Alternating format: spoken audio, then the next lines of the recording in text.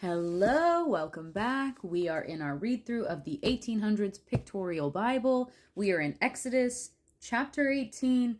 We are continuing on into Moses meeting with God and them being in the wilderness, being camped in the wilderness, and figuring out if they're going to make it into the promised land right away or not so right away. Spoiler alert, they're not going to go right away. But I'm proud of you for joining me today. I hope that not only do you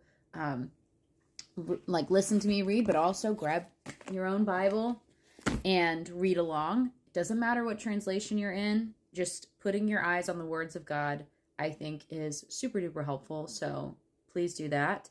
And let's just go ahead and jump into the text. We are in Exodus chapter 18. Let's get started. When Jethro, the priest of Midian, Moses' father-in-law, heard of all that God had done for Moses and for Israel, his people, and that the Lord had brought Israel out of Egypt, then Jethro, Moses' father-in-law, took Zipporah, Moses' wife, after he had sent her back, and her two sons, of which the name of the one was Gershom, for he said, I have been an alien in a strange land, and the name of the other was Eleazar, for the God of my father, said he, was mine help, and delivered me from the sword of Pharaoh.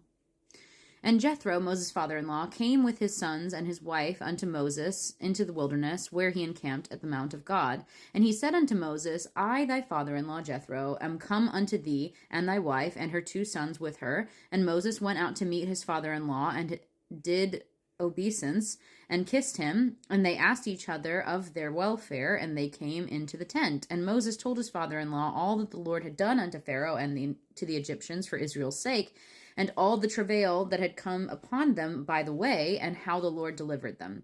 And Jethro rejoiced for all the goodness which the Lord had done for Israel, whom he had delivered out of the hand of the Egyptians. And Jethro said, Blessed be the Lord, who hath delivered you out of the hand of the Egyptians, and out of the hand of Pharaoh, who hath delivered the people from under the hand of the Egyptians. Now I know that the Lord is greater than all gods, for in the thing wherein they dealt proudly, he was above them. And Jethro, Moses' father-in-law, took a burnt offering and sacrifices for God, and Aaron came, and all the elders of Israel, to eat bread with Moses' father-in-law before God. And it came to pass on the morrow that Moses sat to judge the people, and the people stood by Moses from morning unto evening. And when Moses' father-in-law saw all that he did to the people, he said, What is this thing that thou doest to the people? Why sittest thou thyself alone, and all the people stand by thee from morning unto even? And Moses said unto his father-in-law, Because the people come to me to inquire of God. When they have a matter, they come unto me, and I judge between one and another, and I do make them know the statutes of God and his laws. And Moses' father-in-law said unto him, The thing that thou doest is not good. Thou wilt surely wear away both thou and this people that is with thee, for this thing is too heavy for thee. Thou art not able to perform it thyself alone. Hearken now unto my voice. I will give thee counsel, and God shall be with thee. Be thou for the people the God ward, that thou mayest bring the causes unto God, and thou shalt teach them ordinances and laws, and shalt shew them the way wherein they must walk, and the work that they must do. Moreover, thou shalt provide out of all the people able men, such as fear God, men of truth, hating covetousness, and place such over them to be rulers of thousands, and rulers of hundreds, and rulers of fifties, and rulers of tens.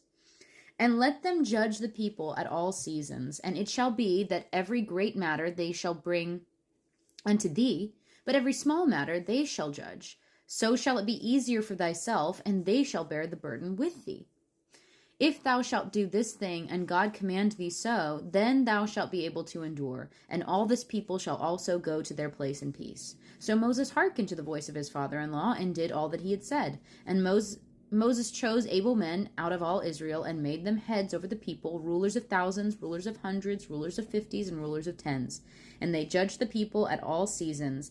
They heard the hard causes they brought to Moses, but every small matter they judged themselves. And Moses let his father-in-law depart, and he went his way into his own land. All right. Sorry, I fumbled a lot and not even on big words. So I don't know what's happening today. But we have a lovely chapter where we get to see some family dynamics, and they're like healthy and nice. His father-in-law brings his family to him where they're encamped in the wilderness and says, hey, how's it going, Moses? I've heard all these tales of, what happened, but let's catch up.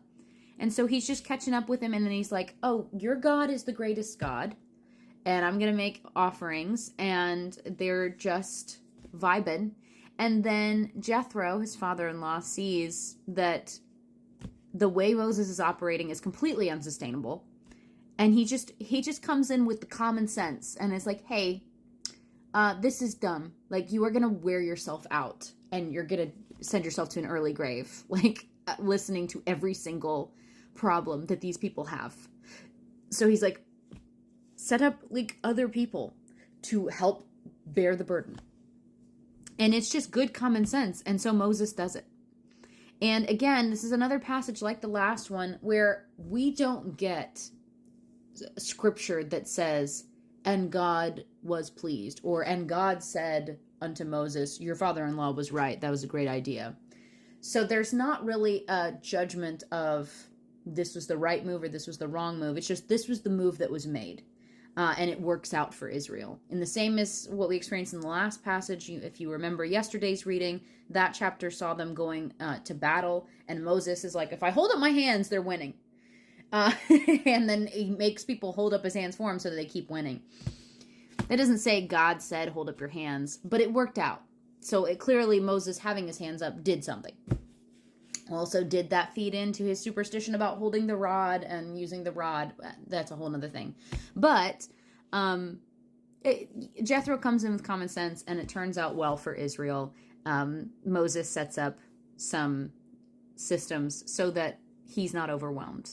And we'll see that really, as God lays out the law for him, there's plenty that is there for them to utilize in their judgments. And it's honestly a good framework for them to use, to have lots of people set up to make these judgment calls and have access to the law and be able to make specific judgments about it without having to ask Moses every time. So good stuff.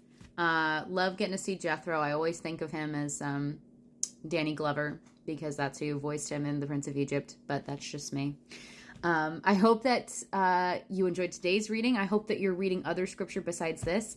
And most of all, I hope that you go into this next week feeling blessed and that you have a great God-glorifying week.